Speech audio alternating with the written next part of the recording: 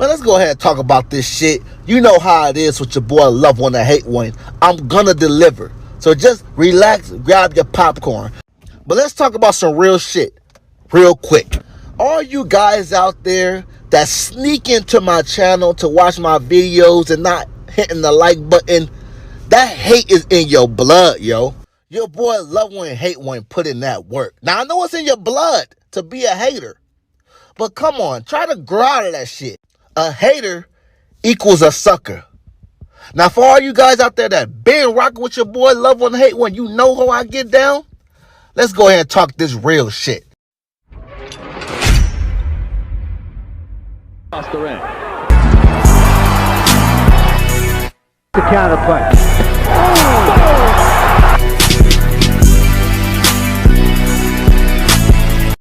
Back at y'all with another episode of my sparring stories. And you guys already know how I get down with my sparring stories. I get deep, I go in depth, and I tell you guys what the fuck you want to hear. Now, I see a lot of people out there try to say, get to the point, but you have to understand. Good storytellers are detail-oriented. Good storytellers tell you everything from the beginning to the end. So be patient and enjoy this interesting sparring story.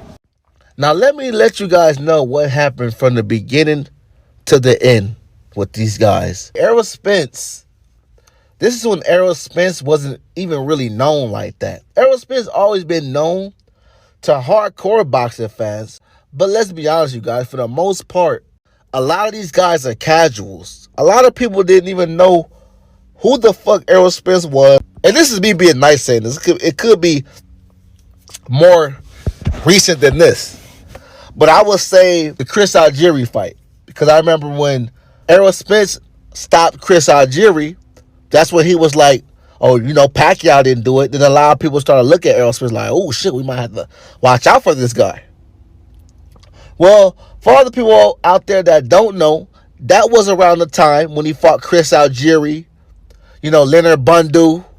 That was around the time when he faced Jose Benavidez Jr. For those of the people out there that don't know, once upon a time, Jose Benavidez Jr. was looked at one of those guys that could be a real problem in the sport of boxing. Same shit like his brother. Jose Benavidez Jr. was supposed to be what David Benavidez is now. Too bad he got shot in the leg, kind of lost love for the sport, etc. But it's mainly the leg shit. That's why when Errol Spence told Terrence Crawford, man, you fought Jose Benavidez Jr., a guy with one leg. Because Errol Spence, remember, when he sparred Jose Benavidez Jr., and he had two legs. And Jose Benavidez Jr. was a problem at one time. I know now you guys are probably listen to what I'm saying and think I'm just bullshitting or crazy, like it's hard to believe, right?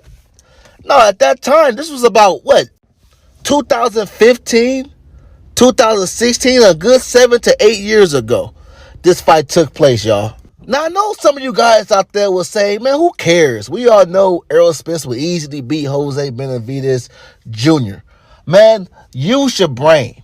We are talking about, at this time, 7 to 8 years ago, before he got shot, he was like, what? He was like 21-0, like what? 18, 17 knockout. A high KO ratio. You guys have to understand that undefeated confidence is something different, especially before all the injuries and age. And it's crazy, Jose Benavidez Jr. is what, 30 years old? He's not even old. But due to the wear and tear, being shot, all that shit, he's really like 35, 36. Some of that wear and tear, it puts some age on you. This is no bullshit. Another thing, Jose Benavidez Jr. always been known as a big trash talker. If you know, you know. Terrence Crawford was damn near losing the trash talking ability or the trash talking part of the game when it came down to Jose Benavidez Jr. And I remember they back and forth. That's why Terrence Crawford, he tried to sock his ass in the press conference. Remember that shit? Not because, Jose Benavidez Jr. pushed him. No, it's because he was under Terrence Crawford's skin a little bit. I remember one time, this is before the Terrence Crawford fight, before they even signed the fight, they were going back and forth. Jose Benavidez Jr. was telling him, you know how I'm going to beat your ass, you never face a fight like me, et cetera, right? And it was funny because it was somebody on Terrence Crawford's team. They said this shit. And they said that, damn, man, he is talking shit to Crawford. Like, and keep in mind, this is, like I said, this is somebody on Bud's team saying this shit. So, back to my point, I'm just letting you guys know that Jose Benavidez Jr. basically talked his ass into this sparring session with Errol Spence. And let me also say this.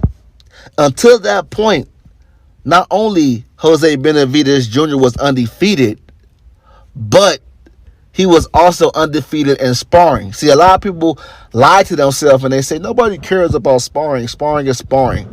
Listen, man, I don't give a fuck about practice. You guys could keep using the Allen Iverson line and lie to yourself and say, practice? We're talking about practice? Man, let me tell you guys a little inside scoop. Kobe Bryant, he used to play people in basketball for money. Matt Barnes, everybody that was on, the Laker team that was a threat. Now, I ain't going to even say a threat because nobody could fuck with Kobe, right? But they will always try to challenge Kobe. And Kobe would, take bets, my 100 to your 50, shit like that. Just messing around. And I know this is a fact because I got family members that went to school with Lamar Odom and still speak to Lamar Odom to this day. And Kobe and Lamar Odom used to play one-on-one all the time for money. And don't get it twisted, you guys. Not only they play for money, but sometimes they used to just run pickup games. Because if you in there competing with the best, that's going to sharpen your toolbox. I don't give a fuck who you are. If my black ass is in there competing with, let's say, a Tyson Fury or Alexander Usyk or a fucking Floyd Mayweather, yes, they're way better than me, but that's still going to sharpen my tools. You get what I'm saying? So all you guys saying, oh, practice is just practice, that is bullshit. Because Kobe was in there running their ass for money and he was running their ass for free pickup games. Just straight ego on the line. And Kobe wanted to try to get away with shit. You guys could attest what I'm saying. Remember, Kobe, he would record YouTube videos playing basketball with the kids and he wasn't giving them shit. That's right. I'm going to take your ass serious. I don't give a fuck if it's sparring. That's that competitive mentality. You're not trying to lose that shit. So stop trying to use that as a reason. Like, for example, and I'll tell you guys, Errol Spence whipped Floyd as a sparring. You guys say, oh, we're talking about sparring? Man, get the fuck out of here and stop trying to save your boyfriend. You know for a fact that sparring is sparring, yes. But that don't mean you're just trying to get your ass whipped because it's sparring. So I know you guys are probably like, let's get into the actual sparring. I just have to lay the facts out there first. But when it comes down to the actual sparring, and this may sound funny because usually I get real, overly dramatic and deep when it comes down to the actual sparring itself. But these guys just went about 6-7 rounds and Errol Spence completely dominated Jose Benavidez Jr., y'all. When it counted. And what I mean by that is Jose Benavidez Jr. he's a shell of himself now in a sense. He's not the same Jose he once was. You guys have to understand, at this time, they was talking about Jose Benavidez Jr. more than David Benavidez. They didn't even give a fuck about David Benavidez like that.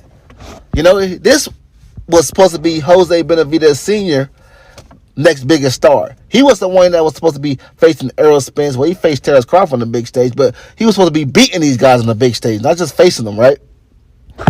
So with that being said, because of Jose Benavidez Jr.'s big mouth, he forced Errol Spence to put it all on the line on him. He was beating the living shit out of Jose Benavidez Jr. Don't get it twisted. Jose Benavidez will land some shots here and there, but I got to hearing that Jose Benavidez Jr. tried to bring up the weight issue. He tried to say that Errol Spence should be a fucking light heavyweight or at least at 160. He started bringing that up. He started making excuses after it and shit like that. That's why when Errol Spence told Terrence Crawford, you fought a guy with one leg. He's talking about that experience because Jose Benavidez Jr. was using his legs a lot against Errol Spence. And he would make Errol Spence pay here and there.